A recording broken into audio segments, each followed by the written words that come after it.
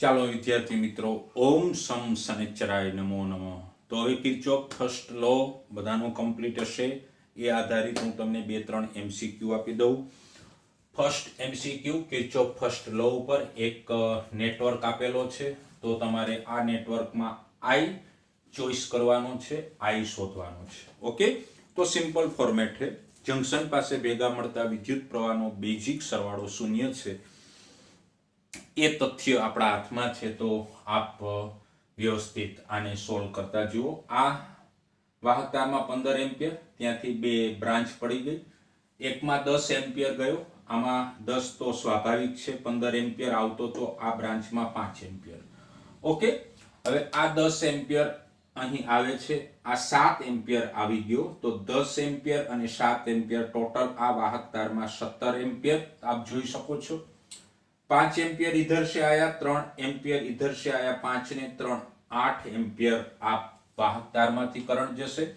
આ 8 એમ્પિયર દોડતો આવશે, 7 એમ્પિયર દોડતો આવશે. તો અહીં પ્રવાહ કેટલો થશે ભાઈ? 17 ને 8 25, યાની કે આઈ તમારો 25 એમ્પિયર.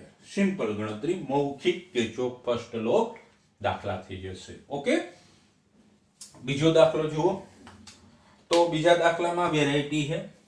એક આ 12 એમ્પિયર કરંટ આવે છે પી પોઈન્ટ પર. આને જંકશન કહી શકાય છોકરાઓ, કારણ કે 2 થી વધારે વાહક તાર ભેગા થયા, ઓછામાં ઓછા 3 જોઈએ છે. ઓકે, તો 12 એમ્પિયર કરંટ આવ્યો, એમાંથી આ પીએસ તાર છે એમાં 8 એમ્પિયર ચાલ્યો ગયો.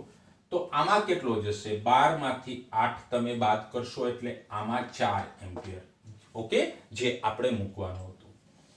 4 एम्पियर इधर से आया, 3 एम्पियर इधर से आया, तो 4 and 3 आमा बनी जैसे 7 एम्पियर करंट. ओके, હવે અહીંયા આવીએ.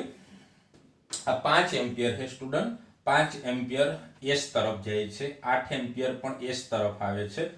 ટોટલ મળીને 8 ને 5 13 એમ્પિયર આ વાહક તારમાં કરંટ ફ્લો થશે. એસ આર તારમાં તમે કમ્પ્લીટ કર્યું. ક્યુ આર તારમાં 7 એમ્પિયર આવી રહ્યો છે, 13 એમ્પિયર એસ આર તારમાંથી આવે. 13 ને 7 ટોટલ કેટલા થશે ભાઈ? 13 ને 7 20. તો 20 એમ્પિયર કરંટ તમારો આ વાહક તારમાંથી પાસ થશે. ઓકે, તો એ સેકન્ડ દાખલો પણ તમે સમજી ગયા. ત્યારબાદ થર્ડ દાખલો છે, જે બી સિમ્પલ છે. પી જંકશન, કારણ કે 2 થી વધારે વાહક તાર આપ જોઈ શકો છો. Two current total current PQ તારમાં, આ પીક્યુ તારમાં ટોટલ કરંટ 4 એમ્પિયર ફ્લો થશે. ક્યુ ઇઝ જંકશન, કારણ કે ક્યુ જંકશન કહેવાશે, 2 થી વધારે વાહક તાર ભેગા થયા, પણ 4 એમ્પિયર દોડતો આવે છે સ્ટુડન્ટ. એમાંથી 1 એમ્પિયર આ તારમાં ચાલ્યો ગયો. તો આ વાહક તારમાં 3 એમ્પિયર કરંટ જશે. 3 એમ્પિયર આવ્યો આર પોઈન્ટ પાસે. મિત્રો, આર પોઈન્ટ પાસે 3 એમ્પિયર માંથી 1.3 એમ્પિયર આ તારમાં ચાલ્યો ગયો. તો બાકી વધ્યો એ આ બ્રાન્ચમાં હશે. તો 3 એમ્પિયર માંથી 1.3 બાદ કરશો એટલે મારા ખ્યાલથી 1.7 એમ્પિયર ઇઝ આન્સર. ઓકે, તો આ રીતે કિર્ચોફ ફર્સ્ટ લો તમે સિમ્પલ રીતે યુઝ કરી શકશો અને આવા દાખલાઓ તમને પૂછી શકાય. ઓકે, સ્ક્રીનશોટ લઈ લો. પછી હું ડેઈલી તમને 5 અથવા 7 અથવા 10 એમસીક્યુ મોકલું છું. એમાં તમને નવીનતાપણી એમસીક્યુ ની પીડીએફ મોકલીશ. એના આન્સર આપ સોલ્વ કરીને મને મોકલશો.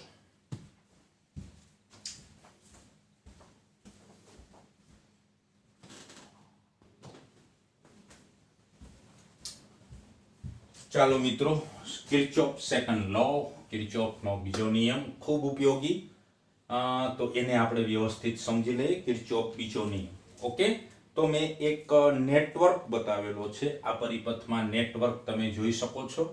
ઓકે, નેટવર્ક આ રીતે બનાવેલો છે. 2 બેટરીના ઈએમએફ E1 અને E2. મેં 2 બેટરી જોડેલી છે જેના ઈએમએફ અનુક્રમે E1 અને E2, તેમજ બાહ્ય અવરોધ R1, R2, R3, R4 અને R5, यानी कि 5 अवरोध છે. 2 બેટરી 5 અવરોધ, 2 બેટરી 5 અવરોધ. આ આપ ઈચ્છા મુજબ દોરી શકો, એવું નથી 2 જ બેટરી અને 5 અવરોધ જોડવા. તમે ગમે તેટલી બેટરી અને ગમે તેટલા અવરોધ જોડી શકો. ઓકે, તો આ નેટવર્કમાં 2 બેટરી અને 5 અવરોધ છે. ઓકે, ત્યારબાદ અહીંયા કોઈ વાહક તાર છે જે મેં ખાલી બતાવેલો, બાકી અહીં પણ કંઈક જોડેલું છે, અહીં પણ કંઈક જોડેલું છે, અહીં પણ કંઈક જોડેલું છે, અહીં પણ કંઈક જોડેલું છે, એવો એ નિર્દેશ કરે છે. ઓકે, હવે સાહેબ આ જંકશન કેવાશે? હા, કારણ કે 3 વાહક તાર ભેગા થયા, 3 વાહક તાર, 3 વાહક તાર, 3 વાહક તાર, 3 વાહક તાર, A B C D અને એ ત્રણેય જંકશન કહેવાશે બધા. ઓકે, નામકરણ પણ આપેલું છે. Loop, loop, loop. લૂપનું નામ, લૂપ એટલે તમને વ્યાખ્યા ખબર છે, વાહકોથી બનતા બંધ પરિપથને લૂપ કહેવાય. લૂપનું નામકરણ કરો. A થી સ્ટાર્ટ કર્યા, A B C D E and F. આ તમારી લૂપ થઈ ગઈ ભાઈ. A B C D E or A. તમે ગમે તે પોઈન્ટ થી લૂપ બનાવી શકો, જેમ કે C પોઈન્ટ થી કોઈ સ્ટુડન્ટને લૂપ તૈયાર કરવી હોય તો કરી શકે. C D E A F C. Okay, વ્યવસ્થિત આ મુદ્દો સમજાઈ ગયો. કિર્ચોફનો બીજો નિયમ, ખાસ IMP MCQ. કિર્ચોફનો બીજો નિયમ એ ઉર્જા સંરક્ષણના નિયમની રજૂઆત છે. ઉર્જા કદાપી નાશ થતી નથી, ઉર્જાનો સંગ્રહ થતો નથી, ઉર્જા એક સ્વરૂપમાંથી બીજા સ્વરૂપમાં જાય છે, એ આપ જાણો છો. ઉર્જા સંરક્ષણનો નિયમ અને વિદ્યુત સ્થિતિમાનની વિભાવના, વિભાવના એટલે ખ્યાલ. ઓકે, તો કિર્ચોફનો બીજો નિયમ એ ઉર્જા સંરક્ષણનો નિયમ અને વિદ્યુત સ્થિતિમાનની વિભાવનાનો નિચોડ છે સ્ટુડન્ટ. MCQ જબરજસ્ત. કિર્ચોફનો પહેલો નિયમ કેની રજૂઆત હતી? કહો તો, કહો. વિદ્યુત ભાર સંરક્ષણના નિયમની. ઓકે, ઓકે, તમારો અવાજ મારા હૃદય સુધી પહોંચી ગયો. અહીં દોસ્તો એક ખાસ આપણે ધારણા કરીએ છીએ, કારણ કે આપ બધા સ્ટુડન્ટ જાણો છો કે કોઈ પણ બેટરી હોય, વિદ્યુત કોષ હોય, એને આંતરિક અવરોધ હોય જ. આ સાહેબ હોય જ. પણ અહીં આપણે વિદ્યુત કોષનો આંતરિક અવરોધ અવગણીએ છીએ, યાની કે R = 0. એને આદર્શ બેટરી કહી શકાય. અહીંયા લખી દો, આદર્શ બેટરી. આદર્શ બેટરીની આપણે ચર્ચા કરશું. આદર્શ બેટરી તો R = 0. ઓકે, તો સાહેબ મેં બધી વાહક તારમાં કરંટ, આમાં I1, આ રીતે I1 કરંટ જાય છે, આમાં I2, તમને જેમ મજા પડે એમ પ્રવાહનું વિતરણ કરી શકો સ્ટુડન્ટ. ઓકે, આ વાહક તારમાં I3 જોઈ શકો, ઈધર I4 ઈધર I5. તમને મજા આવે કે I5 મારે આમ નથી બતાવો, વિરુદ્ધ બતાવો. યસ, તો એ પ્રવાહનું વિતરણ તમને ઈચ્છા પડે એમ આંખો બંધ કરીને કરી દો. ઓકે, તો મારા અંદાજ મુજબ આ સેક્શન તમને સરસ મજાનો સમજાઈ ગયો. હવે મેન વસ્તુ, કિર્ચોફનો બીજો નિયમ વાપરવાની ચાવી. મેન કન્સેપ્ટ આપું. બેટરીને 2 ધ્રુવ હોય, ધન ધ્રુવ અને ઋણ ધ્રુવ. બેટરીને 2 ધ્રુવ હોય, ધન ધ્રુવ અને ઋણ ધ્રુવ. બેટરીને 2 ધ્રુવ હોય, ધન ધ્રુવ અને ઋણ ધ્રુવ. તો મિત્રો, બેટરીના ધન ધ્રુવનું સ્થિતિમાન આપણે હાઈ ગણીએ છીએ, વધારે. જે બેટરીનો ધન છેડો હોય એનું સ્થિતિમાન હાઈ ગણીએ છીએ, એટલે કે વધારે ગણીએ છીએ, અને ઋણ ધ્રુવનું સ્થિતિમાન આપણે લો ગણીએ છીએ, યાની કે ઓછું. ઓકે, તો બેટરીના ધન ધ્રુવનું સ્થિતિમાન આપણે હાઈ લેશું અને ઋણ ધ્રુવનું સ્થિતિમાન આપણે ઓછું લેશું. ઓકે, આ કન્સેપ્ટ તમે સમજો. ઓકે, તો આવો મારી સાથે. અહીંયા મેં 2 બેટરીઓ તમને બતાવી છે. ફર્સ્ટ કન્ડિશન અને સેકન્ડ કન્ડિશન. પહેલી કન્ડિશન, મેં બેટરી, આદર્શ બેટરીની હું ચર્ચા કરું, યાની કે આંતરિક અવરોધ 0 માનવામાં આવશે. આ બેટરીનું EMF તમારી સામે છે, E. આ બેટરીનો ધન છેડો, આ બેટરીનો ઋણ છેડો. ઓકે, તમે ઈધર છો, આ A પોઈન્ટ ઉપર છો સાહેબ, આ B પોઈન્ટ. તમે A થી મુસાફરી કરો છો, મુસાફરીનો એરો તમારી સામે. તમે જઈ રહ્યા છો A to B. જોઈ શકાય છે દોસ્તો? હા, A થી B ગયા, પોઈન્ટ ક્લિયર. A થી કદમ કદમ કદમ ચાલતા ગયા. બેટરીનો કયો છેડો આવ્યો? ધન છેડો. તમે અહીંયા પહોંચ્યા, બેટરીનો ધન છેડો. ધન છેડાથી કયા છેડા તરફ ગયા? ઋણ છેડા તરફ. જોઈ શકો છો, ધન થી ઋણ. ધનનું સ્થિતિમાન વધારે, ઋણનું સ્થિતિમાન ઓછું. બોલો, ધનનું સ્થિતિમાન વધારે, ઋણનું સ્થિતિમાન ઓછું. 2 વાર તમે બોલો, ધનનું સ્થિતિમાન વધારે, ઋણનું સ્થિતિમાન ઓછું. તમે ધન છેડાથી ઋણ છેડા તરફ ગયા, એટલે કે વધારે સ્થિતિમાનથી ઓછા સ્થિતિમાન તરફ ગયા. તો અહીં હિસાબ એમ થશે કે ધનથી ઋણ ગયા એટલે સ્થિતિમાનમાં સાહેબ, સ્થિતિમાનમાં ઘટાડો આવ્યો, કારણ કે ધનનું વધારે ઋણનું ઓછું, ઘટાડો આવ્યો. અને ઈ ઘટાડો કેના જેટલો, તો કે તમારી બેટરીના ઈએમએફ જોઈ લો, ઈ છે તો અહીંયા લખાશે દોસ્તો -E. સમજાણું, સિમ્પલ. ધનથી ઋણ, ધનનું સ્થિતિમાન વધારે ઋણનું ઓછું, તમે ધનથી ઋણ ગયા તો ઘટાડો આવશે કેના જેટલો, જે બેટરીના ઈએમએફ હોય તે લખી લો -E. આ એક તમને શબ્દ સમજાયો. એવી રીતે કોઈને વિરુદ્ધ દિશામાં જવું હોય, યાની કી મેં બે શક્યતા તમારા માટે લીધી. A to B, બેટરી યથાવત છે, ધન છેડો ઋણ છેડો, બેટરીનું ઈએમએફ. કોઈ છોકરો કે છોકરી બી છેડાથી એ છેડા તરફ પોતાની મુસાફરી કરે છે. આ રીતે મુસાફરી કરે છે ભાઈ. તો જુઓ ભાઈ, કદમ કદમ કદમ ચલતે જાઓ. બેટરીનો ઋણ છેડો, ઋણથી તમે ધન ગયા, ઋણથી તમે ધન ગયા સ્ટુડન્ટ, ઋણથી તમે ધન ગયા. ઋણનું સ્થિતિમાન ઓછું, ધનનું સ્થિતિમાન વધારે, તમે ઓછા સ્થિતિમાનથી વધારે સ્થિતિમાન તરફ ગયા. યાની કે અહીંયા સ્થિતિમાનમાં શું થશે, તો કે અહીં સ્થિતિમાનમાં, બોલો, સ્થિતિમાનમાં વધારો. વધારો કેના જેટલો, તો કે જે બેટરી હશે એ બેટરીના ईएमएफ જેટલો, તો કે બેટરીનું ईएमएफ और ये प्लस इधर -C. શું વાત 100% સમજાણી ભાઈ? તો મને યસ કહેજો, લાઈક કરજો. 100% ક્લિયર છે, સિમ્પલ છે મુદ્દો. આને પકડી રાખો, બાકી તમને ઈચ્છા પડે એમ જાઓ. ઓકે, પોઈન્ટ બી ક્લિયર.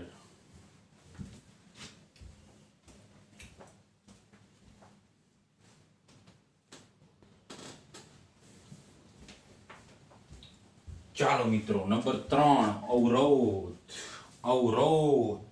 ઓકે દોસ્તો, જુઓ, પહેલા પોઈન્ટ સમજી લો. અવરોધના બે છેડા વચ્ચે પોટેન્શિયલ ડિફરન્સ ઓહમના નિયમ પરથી તમે શોધી શકો. R = V/I. તમારે જોઈએ R ના બે છેડા વચ્ચે વિદ્યુત સ્થિતિમાનનો તફાવત, તો V સૂત્રનો કરતા બનાવો ડિયર, તો V = IR. એનો ખુલાસો કરી દઉં. તે અવરોધ, જે અવરોધના તમે બે છેડા વચ્ચેનો વિદ્યુત સ્થિતિમાનનો તફાવત લો, તે અવરોધ અને તેમાંથી પસાર થતા વિદ્યુત પ્રવાહનો ગુણાકાર, એટલે તે અવરોધના બે છેડા વચ્ચેનો વિદ્યુત સ્થિતિમાનનો તફાવત. જોઈ લો ને, V = IR. તે અવરોધ અને તેમાંથી પસાર થતો વિદ્યુત પ્રવાહનો ગુણાકાર, તે અવરોધ અને તેમાંથી પસાર થતા વિદ્યુત પ્રવાહનો ગુણાકાર, એટલે અવરોધના બે છેડા વચ્ચેનો પોટેન્શિયલ ડિફરન્સ. Okay, number 3. હવે એક કન્ટેન્ટ આપી દો કે ભાઈ, પ્રવાહ, વિદ્યુત પ્રવાહ હંમેશા વધારે સ્થિતિમાનથી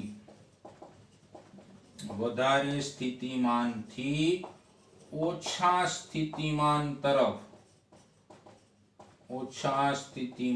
તરફ વહેતો હોય. અરે સાહેબ, શું વાત કરો? અરે ભાઈ, આપણે થોડા ઘોડિયામાં આવી શકીએ.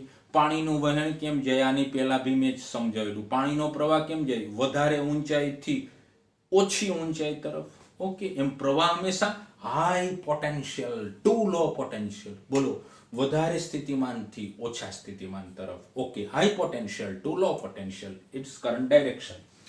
ઓકે, નંબર 3 અવરોધ છે. યસ, અવરોધના બે છેડા વચ્ચેનો વિદ્યુત સ્થિતિમાનનો તફાવત લખો, એટલે કે V બરાબર અવરોધના બે છેડા A અને B વચ્ચેનો પોટેન્શિયલ ડિફરન્સ. ઓકે, પ્રવાહ ઇઝ I.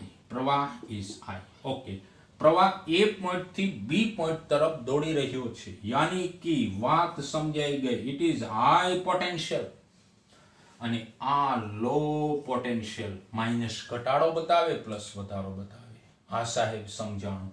તમારી મુસાફરી, તમે કહીથી કहीं તરફ જાઓ, A થી B તરફ જાઓ છો સાહેબ, A થી B તરફ. હા, A પાસે સ્થિતિમાન વધારે, B પાસે સ્થિતિમાન ઓછું. તમે A થી B તરફ જાઓ છો, એટલે કે રાજાથી રંક તરફ જાઓ છો. તમે રાજા છો, રંક બનવા જાઓ છો. કાં તો કે હાઈ પૈસા, લો પૈસા. ઓકે, વધારે સ્થિતિમાનથી ઓછા સ્થિતિમાન તરફ જાઓ છો, એટલે અહીં સ્થિતિમાન મારા દોસ્તો ઘટે છે. ચાલો, એ સ્થિતિમાન આપણે જોઈએ તો સ્થિતિમાન એટલે શું? V = IR. તે અવરોધ અને તેમાંથી પસાર થતો કરંટ, તો v બરાબર ir તો dear student complete but is minus સ્થિતિમાન ઘટે છે કારણ કે તમે a થી b તરફ જાઓ. મેં નંબર 4 પણ રાખેલો છે તમારા માટે. કોઈ છોકરો એમ કે ના સાહેબ આમાં કરંટ આવી જાય, કોઈ છોકરો એમ કે ના સાહેબ મારે b થી a તરફ જવું છે. પહેલા જોઈ લો કે પ્રવાહ કેમ જાય છે. a થી b તરફ પ્રવાહ જાય છે દોસ્તો, a થી b તરફ. રાજા કોણ? a, કારણ કે આનું સ્થિતિમાન વધારે. રંક કોણ? b, કારણ કે current high potential to low potential જાય છે.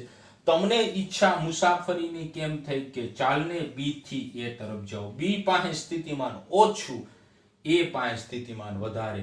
રંકથી રાજા બનવા જાઓ છો. ઓહો ભાઈ, અવરોધના બે છેડા વચ્ચેનો વિદ્યુત સ્થિતિમાનનો તફાવત એટલે તે અવરોધ અને તેમાંથી પસાર થતો વિદ્યુત પ્રવાહનો ગુણાકાર. તમે b થી a જાઓ છો, સ્થિતિમાન વધે છે. આ સાહેબ સ્થિતિમાન વધે છે તો લગભગ સ્ટુડન્ટને સમજાઈ ગયું કે અહીંયા પ્લસ આવશે. શું આ પણ 100% માં હું લઈ શકું? યસ સાહેબ, આ 4 પોઈન્ટ જો ક્લિયર હશે તો તમે કિર્ચોફ સેકન્ડ લો વાપરી શકશો. પહેલા સ્ક્રીનશોટ લે લો, એટલી જ વસ્તુ છે એને તમારે આમાં યુઝ કરવાની છે મારી સાથે, કારણ કે હવે મેં આ સમજાવી દીધું છે તો હવે તમે આ સમજો. એનસીઈઆરટી બુકમાં થોડીક એની ભાષા શૈલી અલગ છે તો કિર્ચોફનો બીજો નિયમ આ તોરથી તમે સમજજો.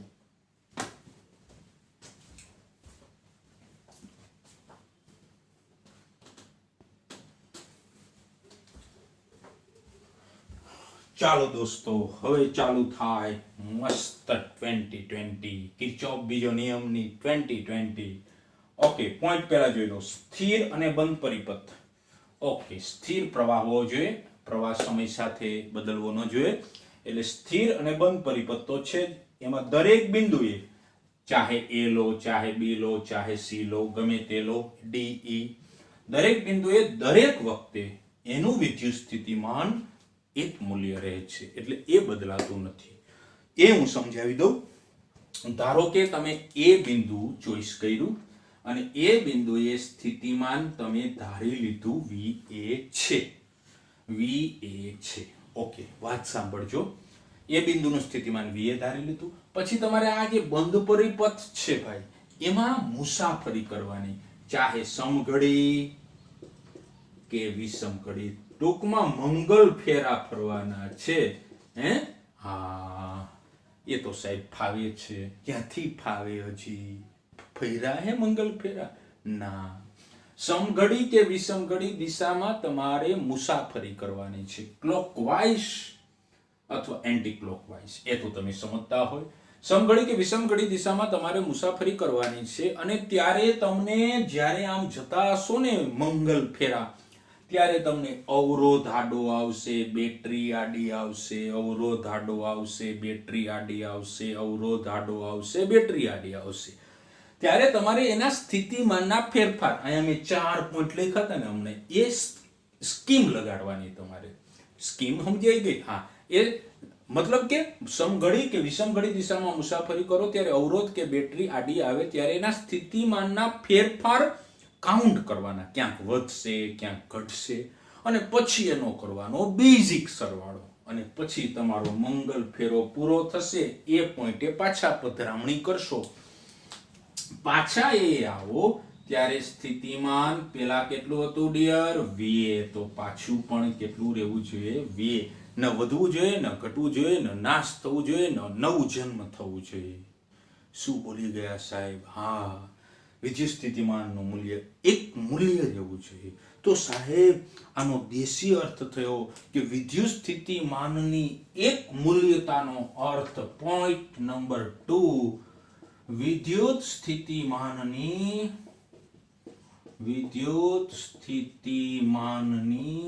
એક મૂલ્યતાનો અર્થ એ બીજું કશું નથી મારા દોસ્તો, ઊર્જા સંરક્ષણના નિયમની જ રજૂઆત છે. આ MCQ પણ પૂછાઈ ગઈ કે સ્થિર અને બંધ પરિપથમાં દરેક બિંદુએ દરેક વખતે વિદ્યુત સ્થિતિમાન એક મૂલ્ય છે, તો વિદ્યુત સ્થિતિમાનની એક મૂલ્યતા એ કોને રજૂઆત કરે છે? ઉર્જા સંરક્ષણનો નિયમ. ઉર્જા નાશ નથી થતી, ઉર્જા ક્યાંય સંગ્રહ નથી થતી, ઉર્જાને નવી પેદા નથી કરાશી, પણ એક સ્વરૂપમાંથી બીજા સ્વરૂપમાં જાય તેમ સ્થિતિમાન ક્યાંય નાશે નહીં થાય, નવું સ્થિતિમાન મળશે પણ નહીં. ફરીથી તમે એ પોઈન્ટે આવશો તો સ્થિતિમાન VA રહેવું જોઈએ. આ એક મૂલ્યતાનો અર્થ છે. તો એ મેં વ્યવસ્થિત તમને પોઈન્ટ 2 પણ સમજાવી દીધો. અને હવે આપણે મંગલ ફેરા સ્ટાર્ટ કરીશું દોસ્તો. અને હવે 2020 માટે થઈ જાઓ તૈયાર. ઓકે, ચાહે સમઘડી ફરો ચાહે વિષમઘડી ફરો, પણ મંગલ ફેરો ફરવાનો છે. ઓકે, સીધે સીધું હાઈજેક કોઈને કરવાના નથી. સમજાઈ ગયું? ઘણાને સમજાઈ ગયું, ઘણાને કાલે સમજાશે. ઓકે, મેં એ બિંદુથી હું ગતિની શરૂઆત કરી, ત્યાં સ્થિતિમાન VA છે અને સમઘડી દિશામાં મિત્રો હું ઘૂમીશ.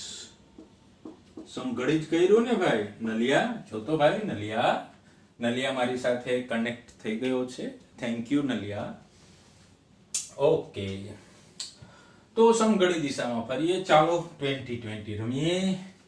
એ બિંદુએ સ્થિતિમાન VA, શુભ શરૂઆતની ઘડી આવી ગઈ.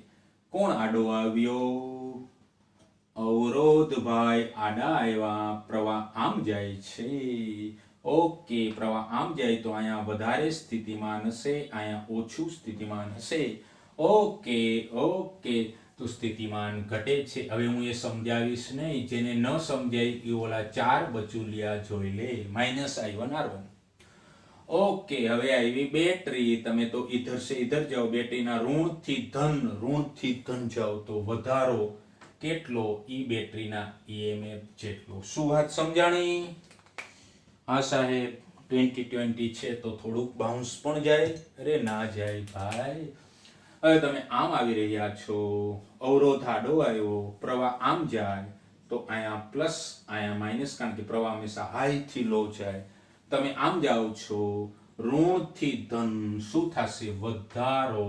પ્લસ અવરોધ છે તો અવરોધના બે છેડા વચ્ચેનો પોટેન્શિયલ ડિફરન્સ V બરાબર IR. પ્રવાહ કેટલો જાય છે? I2. અવરોધ છે I2.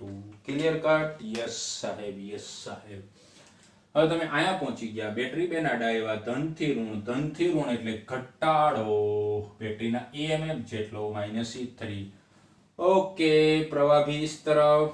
અહીંયા ધન, અહીંયા ઋણ. એ હવે મેન્ટલી તમે સમજી શકો. ધનથી ઋણ, કારણ કે પ્રવાહ હંમેશા વધારે સ્થિતિમાનથી ઓછા સ્થિતિમાન તરફ આવશે, તો -I3 R3. ઓકે, હવે હું અહીંયા પહોંચ્યો. પ્રવાહ આમ જાય છે તો કે અહીંયા ધન છેડો, અહીંયા ઋણ છેડો.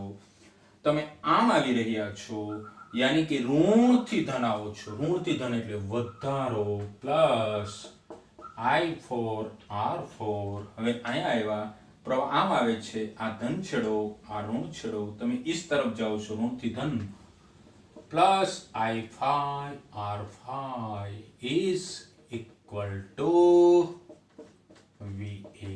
ફરીથી સ્થિતિમાન VA જેટલું થવું જોઈએ. ઓકે, અહીંયા હું તમને શોર્ટકટ આપી દઉં. જો શોર્ટકટ સાંભળજો. અવરોધ માટે, બેટરી માટે તો એ જ છે જે આપણે ભણ્યા તે. અવરોધ છે, હા, તમે આમ જાઓ છો. જો પ્રવાહ તમારી સાથે હોય, તમારી મુસાફરી આમ હું ચાલુ છું જો, અને પ્રવાહ મારી સાથે, તો હંમેશા સ્થિતિમાન ઘટે. હું અહીંયા સમજાવી દઉં જેથી તમને મજા આવે.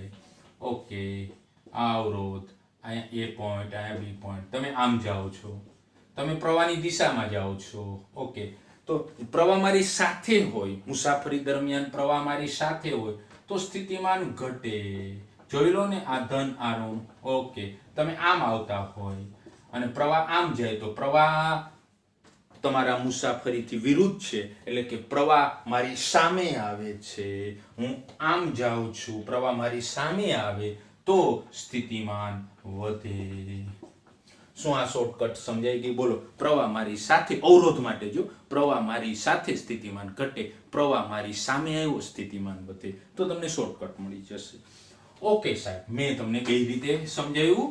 ઓકે, આ VA ઓલી સાઈડ જવા દઈશ તો VA પ્લસ છે, આ બાજુ જશે તો ગાયબ થઈ જશે. તો મારી પાસે સ્ટેપ આવું હોય તો -I1 R1 plus I2 R2 plus કૌંસમાં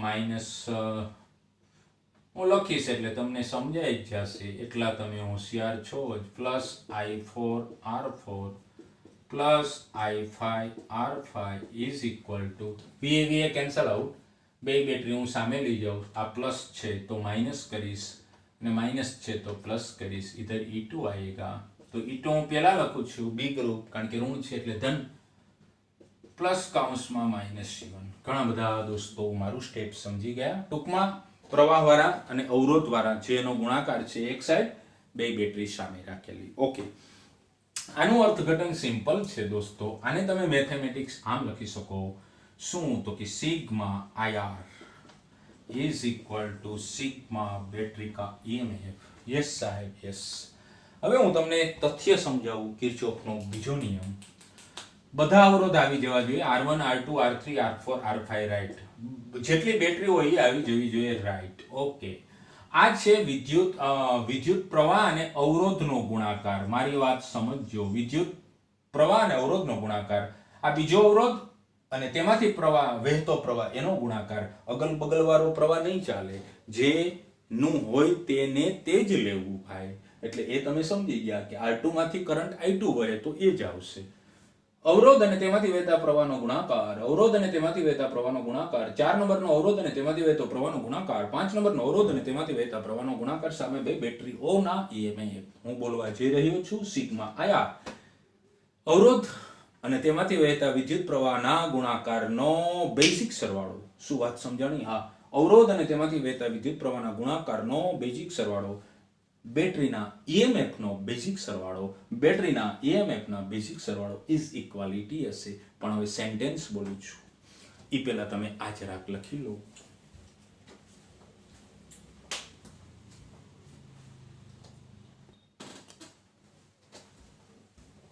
ચાલો મિત્રો, બધાએ લખી લીધું? યસ. હવે હું બીજો નિયમ બોલવા જાઉં છું, બધાને મારી સાથે બોલવાનો છે. કોઈ બંધ પરિપથમાંના, આ જ બોલવાનું છે ભાઈ, બીજું કઈ નથી.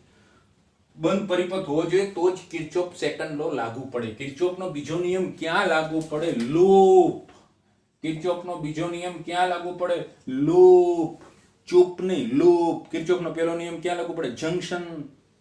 અચ્છા, કોઈ બંધ પરિપથમાંના અવરોધો અને તેમાંથી વહેતા વિદ્યુત પ્રવાહના આનુષંગિક ગુણાકાર. આનુષંગિક એટલે એની જોડે, મેં તમને સમજાવી દીધું.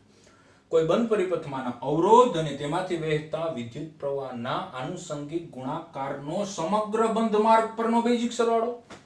એટલે એક પણ અવરોધ બાકી ન રહેવા જોઈએ. સમગ્ર બંધ માર્ગ પરનો બેઝિક સરવાળો તે બંધ માર્ગમાં લાગુ પાડેલી, તમે જોડેલી બેટરીના EMF ના બેઝિક સરવાળા બરાબર હોય છે. જોઈ શકો?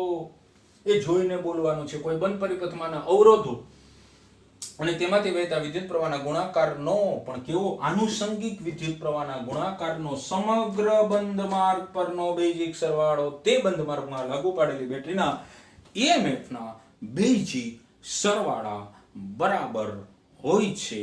આ વિધાનને કિર્ચોફનો બીજો નિયમ કહે છે. અસ્તુ.